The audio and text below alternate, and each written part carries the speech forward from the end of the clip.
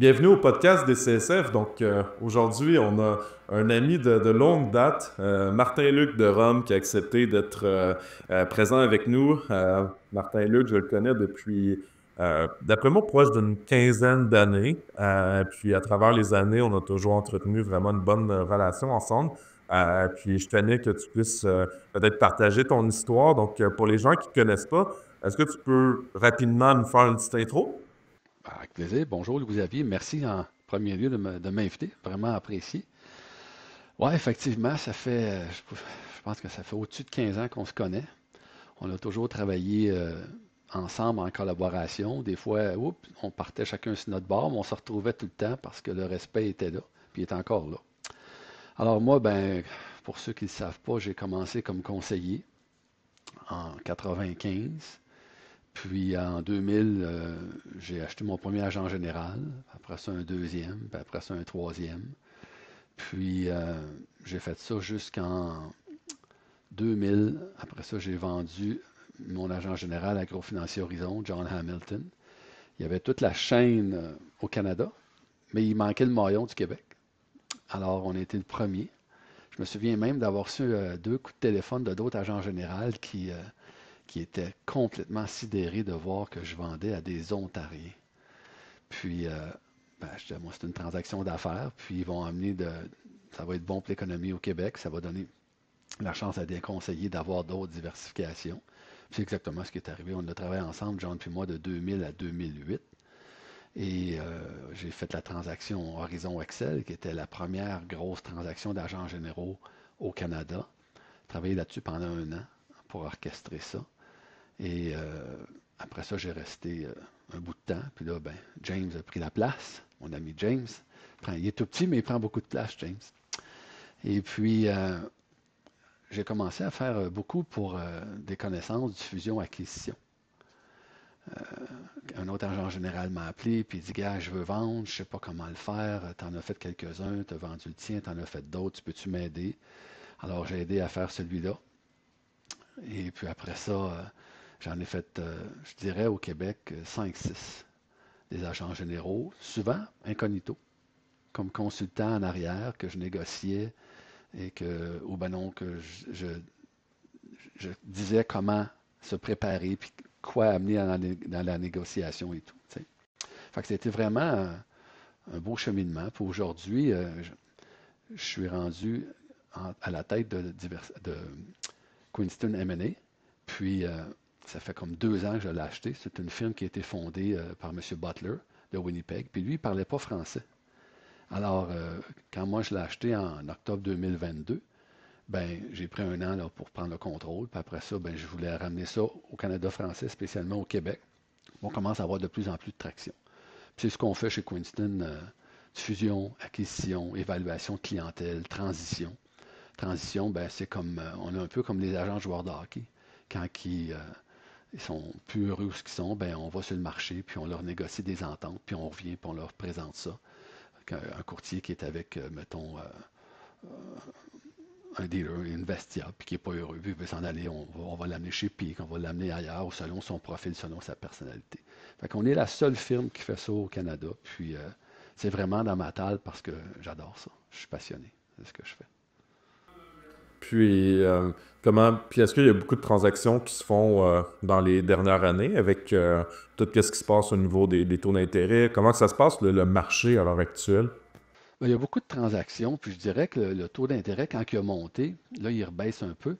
Ça n'a pas freiné les transactions, ça a juste amené les acheteurs à être un peu plus sélectifs. Ils vont être, s'ils ont 4-5 choix devant eux autres, ils vont prendre la meilleure.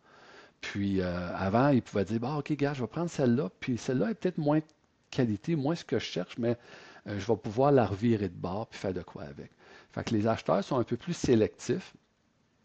Du côté des vendeurs, on est encore dans un marché vendeur, sont très indépendants. Les multiples sont hauts comme jamais. Même des fois, je trouve que ça dépasse un peu la raison. Mais c'est le marché qui te dicte. Tu sais, c'est comme une maison à vendre, puis si elle vaut 500, puis tu demandes 1 million, tu ne la vendras jamais. Mais si tu la vends à 500, 550, tu risques d'avoir du monde qui vont cogner à la porte. C'est la même chose. Il y en a qui, l'autre jour, j'ai eu un appel d'un vice-président de la santé. qui me disaient, ouais, on se prend ça, ces multiples-là, c'est donc bien haut. Pour eux autres, un book, ça vaut deux fois et demi. Ah ouais, je l'ai écouté, puis après ça, j'ai dit, tu es en train de me dire que si j'arrive avec un offre pour Ascenté, tout le Canada, à deux et demi, mettons trois fois, vous allez vendre. Puis là, il y a un petit silence d'à peu près 5 secondes pour finalement, non. Ben, c'est ça. Tu sais, un conseiller, là, Louis Xavier, il passe sa vie à bâtir cette clientèle-là. C'est pas parce qu'il est tout seul comparé à Santé ou des gros joueurs que ça vaut moins. Si elle est bien gérée, puis elle est bien structurée, puis qu'elle est rentable, puis qu'il y a de la prospection à faire dedans, elle vaut aussi cher qu'une boîte qui représente des centaines de conseillers, là. Fait que c'est une discussion qu'on a eue très, pas houleuse, là, mais intense. Puis il y a comme, ouais, c'est vrai, tu as raison. Il dit, on voyait pas ça comme ça. Fait que des transactions, il s'en fait beaucoup. Euh, on a de plus en plus de support au niveau du financement. C'est pas facile, mais on a plus de choix qu'on n'a jamais eu. Fait que ça l'aide beaucoup. Ah, c'est vrai que les financements, on l'a vécu, nous, l'année dernière, puis c'était vraiment c'est sûr qu'on était dans un dossier qui était complexe, mais il faut quand même être bien préparé, puis bien collaborer avec l'institution financière pour être capable de terminer un financement. Mais tout est possible, hein, Ah, ben écoute, nous autres, chez Quinston, là, c'est un projet, on appelle ça clé en main. Tu sais. On prend le vendeur, on va le profiler, on va ramasser l'information. Pas toujours évident. Des fois, on court longtemps pour avoir de l'information. On va faire un genre de profil d'une page. Assez d'informations pour l'acheteur pour dire si ça me tente ou si ça ne me tente pas. Ça rencontre-tu mes attentes? Après ça, on le met sur le marché. On va chercher des lettres d'intérêt non contraignantes. On présente ça au vendeur. On en amène en 3 et 5. Avant, on en amenait, c'était fou, là. Dans la dernière année, on a limité ça parce que ça devenait un capharnaüm incroyable, c'était compliqué, là. Fait que on en amène 5 maximum. Et là, le vendeur va tout de bien dire, ah ben, telle personne, je le connais, je ne m'adonne pas avec, non, je ne veux pas. Fait que là, on l'élimine. Puis c'est toujours confidentiel, l'acheteur, il ne sait pas c'est qui encore. Et ça choque bien des acheteurs. J'ai signé une entente de confidentialité, pourquoi tu ne me dis pas qui? Tu as signé une entente de confidentialité que quand on va te donner le nom, ben, elle a déjà signé l'entente. Ça, c'est un. Deux, pour avoir l'information financière. Puis trois, c'est le privilège du vendeur de dire, OK, organise-moi des rencontres avec A, B, puis D, pas C. À ce moment-là, quand j'envoie l'invitation pour une rencontre web, ben, c'est sûr qu'il voit le nom. Puis tout de suite, il va sur LinkedIn, il va voir le site web, puis c'est correct. Et là, à ce moment-là, le vendeur nous a donné le OK. Fait que là, on fait des rencontres une fois, deux fois. Après ça, on fait des rencontres en personne. Parce que je ne pense pas que tu peux vendre une business de 2-3 millions par un Zoom, par un meeting Zoom ou Teams.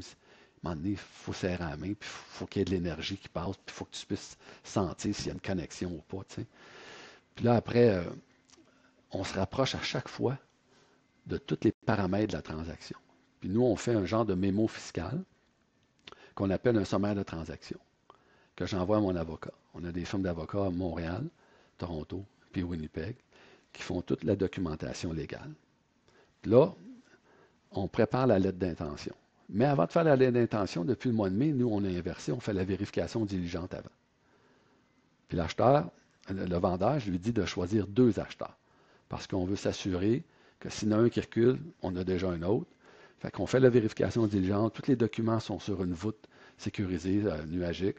Puis là, ben, après que tout le monde est satisfait, à force de répondre aux questions, ça permet aussi au vendeur de voir avec qui il a le plus d'affinité. Puis là, il en choisit un, puis là, il signe une lettre d'intention non contraignante. Ça veut dire que l'acheteur peut sortir, le vendeur peut sortir, mais le vendeur ne peut pas négocier avec un autre parti. Il est comme barré avec ce candidat-là. Puis là, on va au financement. Puis nous, on travaille avec 4 institutions financières. Banque Laurentienne, où est-ce qu'on a contribué depuis 2 ans à bâtir un programme avec eux autres. On a la BDC, on a Care Lending Group, on a Canadian Western Bank. C'est 4 institutions financières qui ont des programmes spécialisés pour la gestion du patrimoine puis des services financiers. Puis quand on a une confirmation du financement, puis qu'on a une confirmation de la vérification diligente, que l'acheteur est satisfait, bien là, on émet les contrats légaux, où est-ce que là, les avocats de chaque partie vont réviser. Puis s'il y a des choses qu'ils n'aiment pas, bien, on les négocie un par un. Puis on planifie la session de signature officielle. C'est comme aller acheter une maison, là, chez le notaire, là, tu sais, on signe, nos avocats vont enregistrer la garantie, puis ils vont payer le vendeur, puis ils vont payer Quincenet. Puis c'est toujours nous autres, c'est un clé en main. Nous autres, on travaille avec, on a un comptable, Jean-Christophe Aymon, on a une fiscaliste, Erika, on a un autre comptable, Danny Saint-Pierre, on a des fiscalistes, des comptables, des avocats.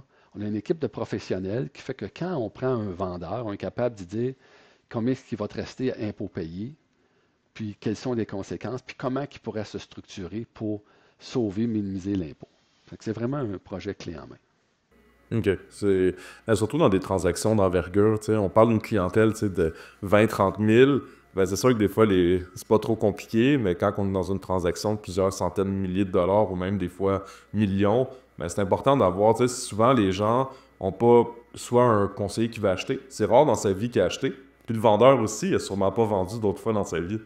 Donc c'est un peu comme essayer de vendre par soi-même avec du proprio ou d'aller avec une personne qui est spécialisée, qui a de l'expérience dans ce domaine-là. Puis je pense que il n'y en a pas tant que ça de firmes qui sont spécialisées dans le domaine financier. Tu vois souvent des gens, tu sais, chasseurs de tête qui finissent par vendre des fois des clientèles, mais d'avoir une spécialisation que dans notre marché, c'est plutôt rare. Je ne l'ai pas vu trop souvent. Non, puis le fait que nous, on couvre le Canada au complet, puis toutes les transactions qu'on fait, ça nous permet on devient très créatif, hein. Parce qu'il y a toujours un acheteur ou un vendeur qui a telle situation ou qui dit, regarde, on pourra-tu faire telle structure? Ou bien on modifier ça pour combler tel besoin. Fait que ça nous amène qu'on ramasse de l'information d'un peu partout.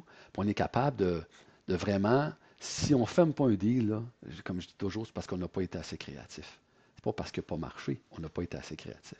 Des fois, on est obligé d'arrêter. Je prends l'exemple, j'ai travaillé 1 an de temps sur une fusion.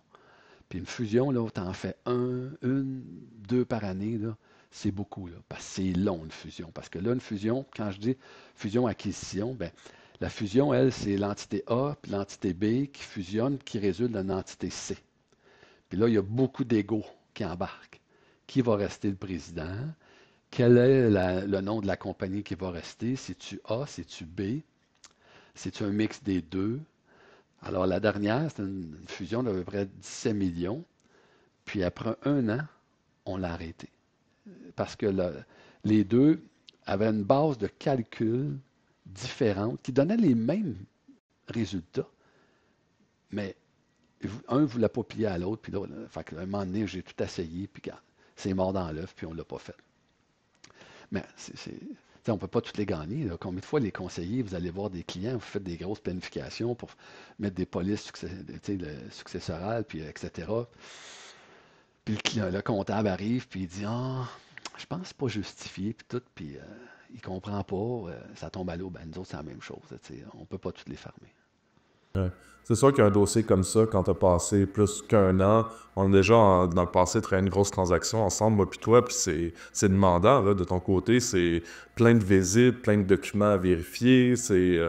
Moi, personnellement, juste pour l'audience, j'ai travaillé avec Martin Luc, puis j'ai été extrêmement satisfait de son service. Quelqu'un qui a été très professionnel. Puis, je pense que c'est important. De mon côté, en 2023, j'ai fait environ une vingtaine de clientèles. Puis j'étais dans un moment que je devais juste acheter, acheter, acheter. Mais naturellement, j'ai fini par avoir des erreurs. J'ai pas tout fait de la façon parfaite comme ça l'aurait dû être. Fait que c'est sûr que dans des transactions aussi importantes, c'est important d'être bien conseillé. À cause que de mon côté, sur 20, j'ai été chanceux. J'en ai peut-être eu une ou deux que ça l'a mal été. Mais imaginez que vous achetez juste une, puis ça, c'est votre achat de votre vie, puis ça va mal. Moi, de mon côté, j'ai diversifié mon risque sur beaucoup de transactions, mais si tu n'achètes juste une, tu peux pas te tromper, là. Non, puis, tu sais, souvent, oui, on a travaillé ensemble, Louis-Xavier puis moi, sur un gros dossier avec un Ontarien, puis malheureusement, ça n'a pas fonctionné encore une fois parce que à la dernière minute, ben, il n'a pas respecté sa parole. Puis, si tu peux revenir à la charge, tu peux essayer de renégocier, mais s'il ne respecte pas sa parole une fois, là, ça va être comme ça tout le temps. T'sais. J'ai fait un deal l'autre jour en Ontario, puis on était rendu là, à la fin, Louis-Xavier. Quand tu dis à la fin, la lettre d'intention était sortie et tout. Puis juste avant de la signer, l'acheteur, il dit, ben, je voudrais changer tel paramètre parce que dans la vérification diligente, mais pourtant, tu l'as fait ta vérification diligente, tu étais satisfait.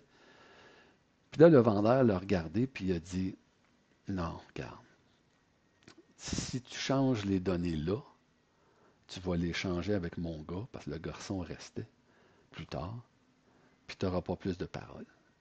Puis là, il dit, tu viens de perdre toute ma confiance. Puis il a dit comme ça, là, tu viens de tout perdre ma confiance, le deal is off. Il a arrêté ça, là. On s'est reviré de bord, puis on a recommencé, puis on a trouvé un autre acquéreur, puis on a fait la transaction dans les paramètres, les mêmes paramètres. C'est que l'autre, je ne sais pas, il s'est levé un matin, puis il dit, ah, moi, je voudrais changer telle affaire. T'sais. Fait que c'est, c'est beaucoup d'heures, c'est beaucoup de... Tu sais, je roule toujours 18, 20, 22 dossiers de front. Le monde ne réalise pas, là, mais on transige Louis-Xavier avec 8 intervenants. Tu sais, j'ai l'acheteur, j'ai le vendeur, ça fait 2. Leur avocat, ça fait 4. Moi, ça fait 5. Nos avocats, ça fait 6. La banque, ça fait 7. L'avocat de la banque, ça fait 8. Puis là, tu essaies de coordonner tout ça. Puis ouais, mais j'ai pas tel garant. Oh, mais ça me prend tel document. Oh, mais attends, moi, il faut que je passe avant. Puis, tu viens à un moment donné, là, que c'est épuisant. C'est épuisant, là, tu sais. Là. Je te lève mon chapeau, c'est vraiment quelque chose. Et comme tu dis, de travailler avec autant d'intervenants, c'est extrêmement difficile. Tu sais, le conseiller en sécurité financière va travailler des fois peut-être avec un peu l'avocat, le comptable, mais sinon, c'est rare où le fiscalisme, la plupart du temps, le nombre d'intervenants est très limité. Mais pour revenir au point que tu disais tantôt, des gens qui changent, qui essaient de remodifier les conditions en cours de négociation, pour moi, c'est quelque chose aussi, dès que la personne a voulu dans le fond, modifier les conditions, pour moi, c'est un non. Avec ce rendu-là, tu sais, de ton côté, si tu t'entends à quelque chose, moi, les meilleurs deals que j'ai eus, c'est les deals que j'ai pas eu à négocier. Ça, c'est les meilleurs deals. Puis ça m'est arrivé dernièrement, on a fait une négociation, puis même avant que je demande quoi que ce soit, l'offre que j'ai eue, c'était exactement le chiffre que je voulais. Donc, quand tu es en mesure de négocier avec des gens qui vont avoir une seule parole, ils vont respecter leur engagement, puis ils veulent pas essayer de te prendre la laine sur le dos. Ils se disent, moi, je veux tellement avoir cette personne-là que je vais faire un offre qui ne veut pas refuser, puis qui va être heureux. Ça, c'est la bonne façon de partir des relations. Puis c'est des relations qui vont être durables. Mais on est tellement dans un domaine que je trouve que beaucoup d'hypocrisie, c'est incroyable. C'est vraiment... J'imagine que ça doit être comme ça partout, mais en tout cas, tout qu'est-ce que... Ben, honnêtement, je trouve ça un peu moins pire dans les autres provinces. C'est c'est une autre mentalité qui est complètement différente. Chaque province a sa mentalité, mais ils sont plus focusés business, puis ils s'attardent moins à ce que l'autre pense ou l'autre dit. Puis tu sais, quand tu dis, on parlait de changer d'idée, là, quand c'est bien structuré puis bien organisé, puis je dis tout le temps, mon Dieu, que les conseillers, autant en gestion de patrimoine qu'en services financiers, réalisez donc que vous gérez une business. Pas une clientèle, une business. Puis une business, ça gère par des stats. Tu sais, la première règle en affaires, c'est de dire tu ne peux pas gérer ce que tu ne peux pas mesurer. Alors, mesure, il faut que tu connaisses tes stats, il faut que tu connaisses ta banque, il faut que tu connaisses tout. Puis là, tu demandes à des conseillers, combien tu as de renouvellement? Ah, je ne sais pas. Comment tu ne le sais pas? OK. C'est quand tu as acheté Louis-Xavier Savard, ta clientèle? Ah, en 2000, je ne sais plus. C'est pas comme s'il en a acheté 30, là. Tu sais, ils ne connaissent pas c'est quoi leur payout, c'est quoi leur boni, c'est combien est-ce qu'ils ont de portes, combien est-ce qu'ils ont de moyenne d'investissement par porte, c'est qui leurs 20 plus gros clients en assurance vie, c'est-tu des primes de 5 000, de 10 000, de 15 000, de 2 000. Quand tu connais ça, là, puis tu arrives à un vendeur, puis tu dis voici ce que je suis, il n'a pas de destination parce que le gars, il sait exactement ce qu'il veut, puis toi, tu as le choix de dire oui ou non. T'sais? Fait que il faut gérer sa business. Puis pour ça, il faut absolument que les conseillers réalisent qu'il faut qu'il y ait une comptabilité. Il faut qu'ils payent pour avoir un service de comptabilité. Pas eux autres le faire, là. Parce que pendant qu'ils font ça, ils ne sont pas en développement de clientèle. Pendant qu'ils font ça, ils ne sont pas en service clientèle. Paye quelqu'un, fais faire sa comptabilité, puis tu regardes tes états des résultats. Tu le regardes, ton bilan, ça parle, ça. Faut que tu sois capable de dire, wow, comment se fait que je regarde mes revenus, ils baissent, puis pourquoi telle dépense monte? Qu'est-ce qui se passe? Même si tu es tout seul, puis tu as une ou deux adjoints, tu ne le réalises pas. T'sais. Ou bien donc, combien est-ce qu'il y en a qui achètent une clientèle, puis que 3 mois, 6 mois plus tard, tu sais, Louis-Xavier t'a acheté, mettons, un bloc de 20 000 $ par mois de renouvellement. Mais après 3 à 4 mois qui est transféré chez les assureurs ou chez le dealer de fonds mutuels, il faut que tu aies le 20 000 dans ton compte. Là. Fait que là, tu regardes en arrière et tu dis, bon, 20 000 par mois, ça fait 3 mois. Pourquoi j'en ai un 40? Je devrais être proche de 60. Qu'il y en ait 59, 58, 61. Bien, vérifiez-les. Mais la vérité, le conseil que je peux donner avec du recul, ben, c'est de s'assurer d'avoir la liste de tous les clients de A à Z avant un transfert. Par ça, toutes les revérifier dans les sites des compagnies d'assurance pour s'assurer qu'ils sont tous transférés. Nous, on voit tellement d'erreurs. Là, j'ai fait des clientèles l'année passée. Disons, j'en ai certaines de 15-16 mois qu'il y a des transferts qui sont toujours pas complétés. Fait que là, on a tout mis l'équipe interne de faire des suivis rapprochés de tout de A à Z. Une chance que j'avais été stratégique avec les vendeurs, ben j'avais fait un deal avec une certaine balance de prix de vente, les voir des ajustements à faire quand il n'y aura plus de paiement dans leur compte. Là, je dois en avoir certains conseillers, que c'est eux maintenant qui me doivent de l'argent, à cause qu'ils ont reçu beaucoup plus, mais j'ai demandé à ces gens-là, gardez votre permis actif. À un moment donné, quand c'était tellement long, ben, je vais payer votre permis, je vais payer votre assurance responsabilité, gardez votre permis actif, puis comme ça, vous allez pouvoir continuer à faire l'admin, puis on va pouvoir faire les ajustements à la fin. C'est comme ça que j'ai traité toutes mes transactions. Mais des fois, il y a un assureur que je ne dirais pas de nom aujourd'hui, mais des fois, les transferts sont interminables, plus que toutes les autres. Fait qu'il faut vraiment vivre avec ça, puis c'est pour ça que la structure est importante. Tu peux pas faire n'importe quoi dans des cas comme ça. Puis ces transferts-là, là, entre le mois de juin puis le mois de septembre, soyez doublement vigilants parce que les assureurs, c'est la période estivale, ils engagent des étudiantes, qui des fois, ils ne sont pas conscients de ce qu'ils font, puis ils transfèrent des cols, mais ils n'amènent pas toutes. Puis c'est pire dans ces périodes-là que je remarque. T'sais. Puis on parlait de préparation. Faites la comparaison. Moi, je compare tout au hockey, mais on va lâcher le hockey. Prenez une maison. Tu veux vendre ta maison demain matin. Ben, tu vas t'assurer que dehors, tout est impeccable. Puis qu'en dedans, tu as tout fait ton ménage, tu as repeinturé, puis si tu avais un trou de. Je sais pas, moi, un trou, tu vas l'arranger, tu vas tout mettre impeccable. Pour que quand la personne va venir la mettre à vendre, le courtier, ben, il va pouvoir dire, waouh, vraiment, là, ta maison est top-notch, puis selon le marché, ça vaut tant. Mais c'est la même chose dans le business, là. Quand j'arrive, puis que ça nous prend 3 mois à avoir les données, là, c'est comme, aïe, aïe, tu te dis, je veux-tu vendre ça? Puis là, le gars dit, moi, je vais avoir un multiple de X. Ben, tu sais, on a des multiples. Le marché, là, actuellement, là, il est entre 3,75 puis 4,75 du net, là. Mais il faut que ça se justifie, là. On a refusé un la semaine passée.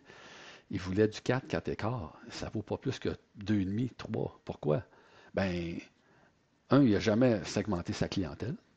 Il y avait un petit portefeuille de fonds distincts avec à peu près 800 clients. Tu sais, pour 12 millions. Là. À un moment donné, nettoie, tu sais, organise-toi. Fait il faut que ça se justifie dans la qualité. Tu ne peux pas arriver et dire, ben, le marché t'attend. Oui, le marché t'attend quand ça vaut. Ça revient à une maison, ça revient à une auto, ça revient à n'importe quoi. Là. C'est pas entretenu, elle roule pas bien, ben, tu ne peux pas la vendre à valeur marchande. Ben, c'est la même chose. Puis les conseillers, c'est pour ça que je dis, il faut réaliser que c'est une business que vous gérez. Puis une business, ben, ça doit être géré en conséquence, puis ça doit être encadré, puis il faut qu'il y ait des processus. T'sais, avez-vous des processus? Avez-vous votre registre des plaintes? Des fois, on demande tout ça.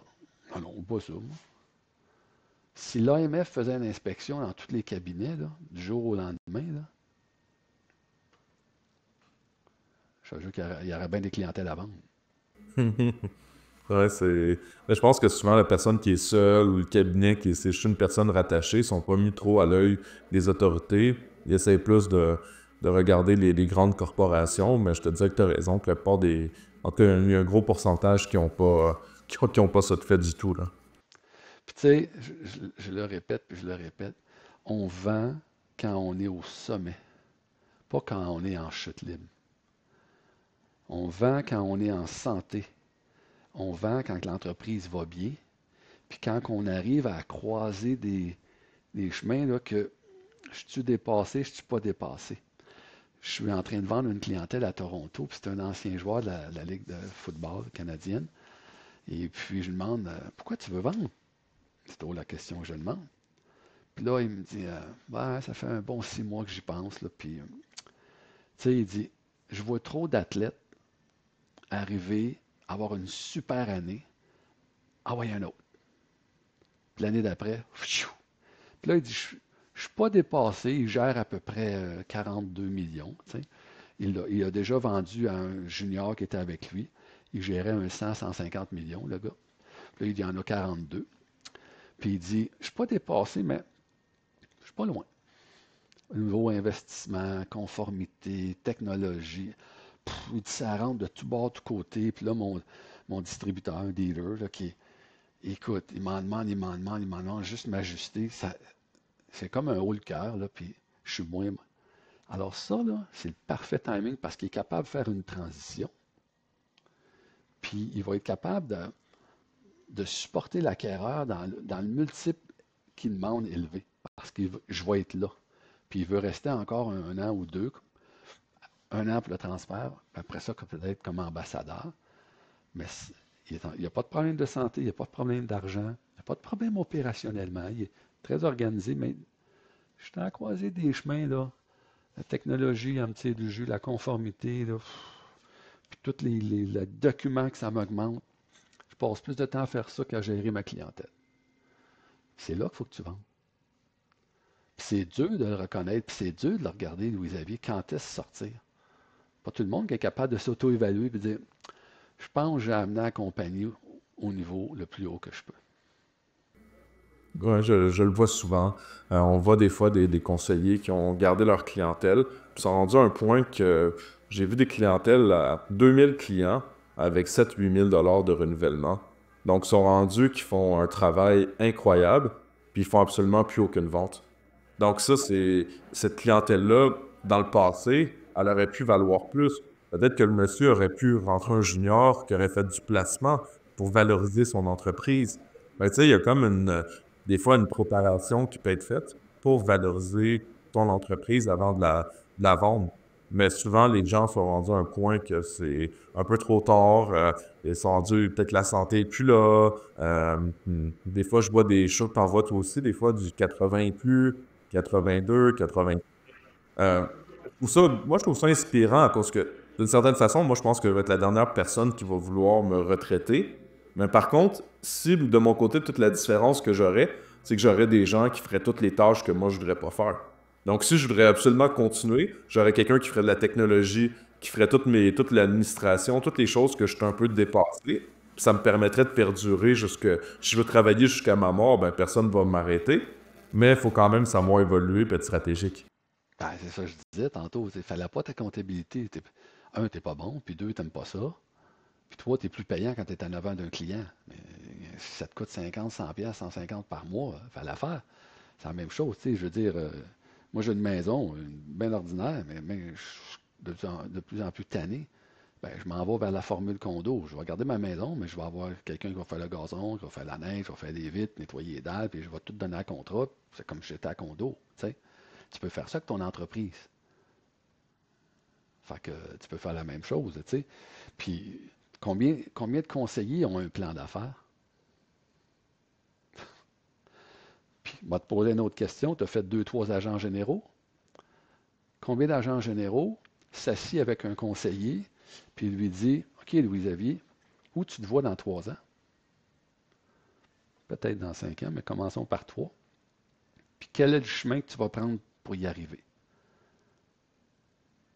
Puis là, on va faire un plan ensemble. Puis nous, en tant qu'agent général, on va t'aider. On va contribuer à ça. Fait que s'il dit, ben moi, je veux acheter une clientèle, ou je veux en acheter 3, ou je veux faire de la croissance organique, ou je veux développer un produit, on a des portes, nous, on a plein de contacts, on va t'aider. Les agents généraux sont comme des bureaux de poste. Tu rentres, tu as ta clé, tu vas chercher ta poste. De temps en temps, il y a quelqu'un au comptoir, puis qui a une petite pancarte. Ah, il y a une conférence. Ah, il y a une formation. Mais il faut que ça soit plus que ça. Il faut que ça soit un agent général doit, selon moi, prendre un conseiller puis l'amener à un autre niveau, qui charge tant par mois, qui l'inclut dans le bonnet, mais le conseiller est assez intelligent pour voir la valeur que ça va y amener, puis en plus, ça va se parler, puis développer ça. Et je l'ai fait quand j'ai été agent général avec plein de conseillers. Un qui est, c'est lui qui est décédé là, durant le COVID, Frank Stasio. Puis il vient me voir, puis il dit, tu sais, on s'est assis, on a fait un plan. Lui, il avait une barrière psychologique. Tu n'es pas capable de s'engager une adjointe. Pour lui, c'était comme, je vais être capable de la payer. OK, parfait. J'ai fait deux, trois coups de téléphone, puis il y a eu un stage. Et là, il a vu durant un stage, les premières semaines, il a fait plus de formation que d'autres choses. Puis après ça, il a vu le stage, là, comment ça y amenait. Il a engagé cette personne-là. Puis là, il en a engagé une deuxième. L'an dernier, il en avait deux, trois. Fait que, tu sais, chaque agent général devrait prendre les conseillers qui veulent. Il y en a qui sont, tu sais, il y a du monde qui font 50 000 par année, puis sont heureux avec ça, Louis-David, là. Puis moi, je respecte ça, là. Mais celui qui cogne à la porte, puis qui dit, hey, moi, je ne sais pas comment faire mon plan d'affaires, mais je sais qu'est-ce que je veux atteindre. Assis-toi, on va t'aider. Est-ce que tu en as vu? Des agents généraux qui ont fait ça avec toi, puis tu étais un de ces candidats-là là, qui voulait grandir, puis qui voulait avoir une business, puis tu en as fait deux, trois. Non, j'ai pas vu ça, puis c'est un peu là ma vision de me dire ben, que je voulais faire quelque chose qui était différent des autres. Puis vraiment de suivre. De mon côté, je fais des coachings personnalisés avec des conseillers en sécurité financière de mon organisation. C'est sûr que dans les prochaines étapes de déploiement, c'est de faire d'une formule qui est plus fixe, comme tu le présentes. Mais nous, on fait des formations chaque matin avec toute l'organisation. Je fais des coachings individuels. Donc, tu sais, on fait tout pour augmenter l'efficacité, autant que ce soit la technologie, l'automatisation. Maintenant, on lance un nouveau département marketing à l'interne. Donc, on est vraiment là pour aider les gens plus que juste être une boîte postale. De toute façon, tu sais, nous, c'est virtuel. Il n'y a pas beaucoup de monde qui veulent se déplacer à Valleyfield, qui est notre social. Fait qu'on fait tout à distance, puis on s'arrange vraiment d'être disponible en tout temps, puis être proche. Mais oui, moi, je trouve que c'est un manque. Plus que ça avance, ben, il y a moins en moins de services qui est donné. Tu sais, puis il y a de moins en moins de services, tu dis, mais il y a de plus en plus de technologie, puis il y a de plus en plus de moyens de se parler. À quelque part, c'est juste de prendre le temps de... Nous, des fois, on va prendre un vendeur qui va venir nous voir, ça peut prendre un an avant qu'on mette sa compagnie à vendre. Parce qu'on va travailler à le réorganiser, à le structurer pour maximiser sa valeur parce qu'il n'est pas prêt. Tu sais, des fois, là, ils n'ont même pas de compagnie de gestion, ils n'ont même pas de fiducie familiale. L'entreprise vaut 6, 7, 8 millions. Tout n'est même pas incorporé. Tout est à son nom. Là, tu fais, aïe, mais qu'est-ce que tu fais là? Puis là, je le présente à Jean-Christophe avec Erika. On s'asseoir avec, on va faire un plan. C'est long, des fois il ne veut pas payer. Mais quand tu y montes, ben là, si tu vends de même, il va te rester tant. Puis si tu veux organiser, il va te rester ça de plus. Là, il comprend, puis on le fait, puis il faut le mettre en place. Là, là. Fait que, non, c'est bien important de se préparer. C'est comme un entraînement. C'est comme les joueurs de hockey, hein, ils s'entraînent pour arriver à être capable de faire le club, pour ne pas se faire tasser, parce qu'il y a toujours quelqu'un d'autre qui va arriver qui va te tasser. C'est pas juste de jouer la game, ils doivent s'entraîner sans glace, puis s'entraîner hors glace, puis à l'année longue. Dans le temps, là, ils ne s'entraînaient pas hors glace, puis ils ne s'entraînaient pas l'été. Ils faisaient juste les pratiques. Mais aujourd'hui, ça ne marche plus. Là. Tout a évolué. Ouais. C'est de toujours être en avant. Comme tu dis, même nous, en ce moment, tu sais, on a quand même une grosse croissance de 400% cette année. Puis, ça rend pas tout le monde heureux quand tu as le jeune nouveau joueur disrupteur. Mais moi, ça me stimule de faire un peu tout ce que les gens disent que c'est pas possible d'être fait.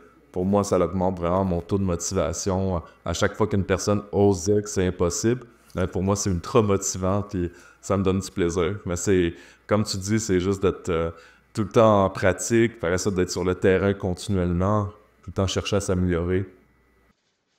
Ben, tu sais, tu as toujours été quelqu'un à défi. Tu as toujours, en tant que conseiller, tu roulais toujours dans les 7 chiffres et plus. Alors, t'as jamais carburé à demi-mesure, là, toi. Tu es dans le tapis ou t'es pas là. Puis quand quelqu'un est sur ton chemin, tu ferais, en tout cas, à moins que je t'ai échangé, mais tu fais pas, de ce que je côtoie encore, tu fais pas beaucoup de bruit, tu tasses, puis tu fais un petit détour, puis tu arrives à ton objectif pareil, puis sans rien casser. Fait que bravo, félicitations. Mais je pense que c'est l'approche qui doit être faite. C'est pas de donner l'attention aux gens que ça vaut pas la peine de leur en donner. Tu as un petit fait vécu. On s'est vu justement au congrès de l'assurance. Je vais aux toilettes. Puis là, un monsieur qui m'aborde. Puis là, il me dit Hey, salut Louis-Xavier. Dans le fond, moi, je suis le VP de telle compagnie, la plus haute position. Puis là, il dit euh, dans le fond, il dit j'apprécie pas ta façon de travailler, nanana. Dans le fond, moi, je dis au monsieur très calme. Je dis allez me dire que vous, de votre côté, vous faites aucune prospection.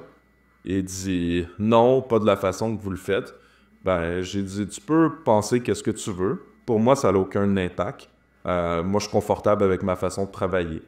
C'est intègre, honnête, je mets les efforts. Puis on a tous droit à notre opinion. J'ai dit, ça a été un plaisir de te rencontrer aujourd'hui. Je vais te souhaiter une excellente journée. Puis après ça, quand j'étais le conférencier de cette journée-là, le monsieur, je le voyais juste devant moi. Puis j'ai fini par expliquer qu'il va toujours avoir des gens qui vont être jaloux dans la vie. Puis il faut pas les laisser diriger notre chemin qu'on va suivre. Puis dans le fond, pas se laisser intimider par ces gens-là qui sont négatifs. Donc, ça va toujours arriver. Puis bon, je pense qu'on ne pourra jamais plaire à tout le monde. Mais l'important, c'est juste d'être confortable dans qu'est-ce qu'on fait, puis le faire pour les bonnes raisons, c'est tout. Tu sais, tu peux appeler 500 conseillers dans d'autres agents généraux par jour, par semaine, par mois. Mais le conseiller qui est bien servi, puis qui est heureux, ne changera pas de place, Louis-Xavier. Si toi, tu t'occupes de ton monde, puis que tu les accompagnes, ils ne partiront pas. Quand tu vas chercher quelqu'un, moi j'ai été agent général dans le passé, puis quand j'en perdais un, je me souviens, j'avais perdu un moment donné Claude Joannette. Je dis Claude, je peux aller manger avec toi, on va manger avec toi. OK, c'est pas toi, là, c'est moi. Qu'est-ce que j'ai fait pour que tu partes? Je l'ai jamais vu venir. Alors moi, ma première question, c'était qu'est-ce que j'ai fait pour que tu quittes? C'est-tu moi? C'est-tu l'équipe? Regarde, ça n'a rien à voir. J'ai eu un bonnet de signature. Hein? Il y avait eu un bonnet de signature. T'es sérieux, là? Puis il dit, tu ne pourras jamais le matcher. Puis il y avait eu un bonnet, là, c'était avant que les bonnets se mettent à monter, là.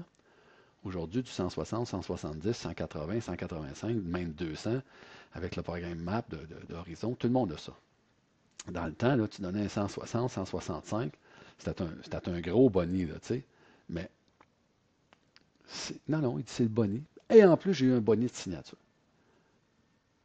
Mais moi, je voulais savoir, puis quand on perd un conseiller ou quoi que ce soit, tu as une question à te poser. Tu en perds un. Tu sais, il y a quelqu'un que je n'aimerais pas qui, à un moment donné, a perdu, achète une clientèle, la personne s'en va, pas contente.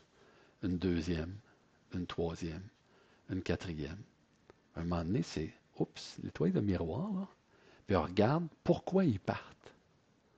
Ça ne peut pas tout être leur faute, là, Louis-Xavier. Il y a une raison, là. C'est-tu moi? C'est-tu l'équipe? C'est-tu notre modèle d'affaires? Qu'est-ce qui fait que tu t'en vas? Puis quand tu te poses la question, tu l'as la réponse. Tu sais, moi, j'ai mis en première année que j'ai acheté Quinston, je te jure, là, je travaillais à 70-80 heures semaine. Parce qu'un, Jerry ne retournait pas les appels et les courriels. Fait que quand le monde m'appelait puis que je répondais ou je retournais un courriel, ah, wow! Mon Dieu, tu réponds? Oui. Puis là, j'avais des acheteurs, je vous disais tantôt, j'avais des 8, 10, 12, 15 offres par listing. Ben, c'est de l'ouvrage, là. Puis souvent, il y avait des conseillers là-dedans qui ne se qualifiaient pas financièrement pour acheter. Fait que là, J'apprenais, puis tout ça. Depuis le mois de mai, on met un frais d'entrée, un frais d'accès, qui est tout petit, là, 300$ à 1000$. Un, c'est pour réserver ton siège sur les 5 qu'on a. Deux, c'est pour accéder à la documentation. S'il y en a. Puis s'il n'y en a pas parce que c'est trop petit, ben, c'est 300$ pareil minimum. Puis qu'est-ce que je voulais faire par ça? Je veux travailler avec des conseillers acheteurs sérieux. Puis si tu n'es pas prêt à mettre 500$ pour acheter une boîte de 2 millions, ben je m'excuse, mais tu n'es pas bien sérieux. Là. T'sais? Et ça a fait la job. Ça a coupé flouche de la moitié. Parce que ceux qui n'étaient pas capables d'aller au McDonald's tous les semaines puis qui voulaient acheter une business de 2 millions, ils ne m'appellent plus. Écoute, là, c'est pas comme acheter une clientèle ou une compagnie, là, dans les services financiers ou en gestion de patrimoine. C'est pas comme aller chez Walmart puis acheter de quoi sur la tablette, puis tu arrives à la caisse, tu le payes, puis tu t'en vas chez vous. Là. Faut que tu te qualifies. Là. Moi, je regarde qu'il y ait un fit de vision, un fit de culture, un fit de modèle d'affaires, de personnalité, et après de permis, et finalement, financièrement. T'sais? Alors, je ne dérangerai pas les banques si je n'ai pas tout ça avant. Quand j'ai tout ça, là, on va à la banque et on regarde ses classes. Fait que, ah non, le monde sérieux, il y en a. Il faut juste. Puis quand toi, tu sais ce que tu fais, tu en appelles, puis quand la personne n'est pas sérieuse, tu passes au suivant. Là. Je suis convaincu. Là. Ouais. Faut vraiment faire attention avec qui qu'on travaille. Puis, comme tu dis, je suis 100% d'accord. On avait parlé justement quand tu avais instauré ce système-là. Tu m'en avais parlé. Puis, je te voyais aller. Là, t'étais comme une poule pas de tête partout. T'essayais ça n'a pas de sens. À un moment donné, faut très intelligemment. Puis, essayer de faire les choses d'une façon qui est plus structurée. Puis tu peux pas perdre ton temps, là. De ton côté, c'est... Puis les vendeurs, là, puis bientôt, là, on va mettre la même chose du côté des vendeurs. Là, on se fait faire le coup, fait deux fois là, dernièrement. Veut vendre, profil, va sur le marché, il amène des offres, on fait une grille comparative des 5 acheteurs, qui sont les paramètres. Tu sais, tu l'as déjà vu, ma grille, on a travaillé ensemble. Puis là, le vendeur, il me dit, je m'en vais 3 semaines en Europe en vacances, quand je reviens, je te donne ma réponse. Correct. Il revient, il décide de vendre à sa nièce. Quoi? Il a décidé de vendre à ta nièce. Mais c'est parce que ta nièce, tu dois avoir décidé d'y vendre avant, là. Qu'est-ce que tu penses qu'il voulait qu'on fasse? On a, comme on dit en anglais, we benchmark the market pour lui. On lui a dit c'était quoi le marché pour sa clientèle. Puis il se revirait de bord, puis il a dit à sa nièce, regarde, voici ce que j'ai eu, puis la moyenne, c'est ça, puis tu vas payer tant. Et ça, on se l'est fait faire à Vancouver, une fois à Winnipeg, puis une fois à Toronto. Fait que là, bientôt, ouais. Fait que là, avant de dévoiler qui sont les acheteurs, puis avant de dévoiler quels sont les paramètres, on va lui demander un montant assez important qui va t'en aller une troche chez l'avocat. Puis, quand on va finaliser, on va lui rembourser s'il ne paye pas nos frais, parce que c'est l'acheteur qui paye. Ou ben non, on va lui appliquer contre ses frais s'il paye une partie. Ou avoir des modalités dans le contrat que si tel événement se passe, puis que la personne décide d'annuler à telle étape, il y a tant de frais. Ça serait un minimum, à cause que c'est des milliers, des centaines d'heures, là, un dossier. Fait que si de ton côté, tu as payé, il a fallu que toi t'es payé, tes professionnels, tes avocats, tes comptables. Tu sais, un moment donné, si la personne veut juste faire une évaluation, elle soit aussi bien d'être juste transparente, honnête, te dire depuis le début, hey Martin-Luc, moi je veux vendre à ma nièce, puis je veux être sûr de ne pas faire une erreur. Est-ce que tu peux me dire combien ça coûterait pour que tu me l'évalues, comme si tu la mettrais au marché? Ça, c'est transparent, puis tu ne fais pas perdre de temps à personne. On hésite, là, soit qu'on va faire l'évaluation, qu'on en fait à peu près 5 à 10 par mois, des évaluations de ce temps-ci, j'en ai 3 pour les divorces. Alors, on fait beaucoup d'évaluations, puis on charge 6 500$. Fait que soit qu'on va commencer par faire l'évaluation, qui va être remboursée s'il y a une transaction. Fait qu'au moins, on va être rémunéré pour le travail qu'on fait. T'sais. Tu peux pas travailler pour rien, mais j'aime la façon que tu travailles. Tu es un peu comme moi. Les deux, on est tout le temps à se dire, chaque jour, qu'est-ce que je peux faire pour avoir une meilleure business? Qu'est-ce que je peux faire pour optimiser la façon de travailler? Puis c'est les gens qui pensent comme ça qui sont capables de se rendre loin. Si t'es tout le temps dans ton petit monde, puis tu fais tout le temps la même recette, tu sais, c'est pour me rendre où je me suis rendu aujourd'hui, si j'aurais pensé comme tout le monde, je serais jamais où que je suis. C'est chaque jour, je me réinvente. Puis, tu sais, moi, quand j'ai acheté en octobre 2022, ben, j'avais mon plan d'affaires 3 ans. Considérant mon âge, j'avais aussi 5 ans. Puis je m'en vais. Des fois, je bifurque un petit peu. Pourquoi? Je me réajuste. Mais je suis mon plan. Puis, tu sais, j'ai acheté une business qui était solopreneur, que je veux revirer en une vraie entreprise qui ne dépend pas d'une personne. Fait que là, pour ça, ben, c'est toutes ces étapes-là. L'équipe grandit tranquillement. Puis, je suis mon plan, puis je vous invite encore une fois, faites-les votre plan. T'sais. Ouais. Mais dans le fond, pour tout le monde qui a écouté, ben, Martin-Luc de Rome de Queenston. Donc, vous pouvez facilement trouver ces informations en ligne. Merci Martin-Luc pour les bons conseils que tu as donnés aujourd'hui. Je l'apprécie vraiment. Puis, Ben, pour terminer, je voudrais juste dire une chose, c'est, tu sais, si, si vous voulez vendre votre clientèle de gaz, faites-le pour vous-même. Vous ne voyez pas des Connor Bedard ou des Connor McDavid ou des Charles Leclerc, les pilotes d'F1 ou tous les professionnels. Ils négocient pas leur contrat. Ils focusent sur leur game puis ils engagent les spécialistes pour ça. Si vous ne voulez pas travailler avec Queenston, c'est bien correct, mais ne vendez pas votre clientèle seul. Vous êtes la pire personne. Vous êtes trop proche de l'arbre, trop émotif. Vous ne connaissez pas le marché, vous ne connaissez pas les paramètres, les conditions qu'on peut aller chercher, toutes les technicalités. Faites-le pas tout seul. Engagez quelqu'un. C'est tout ce que je veux dire. très bon conseil. Je suis 100% d'accord. Merci de m'avoir invité, fort agréable, puis j'espère qu'on se reprend l'année prochaine.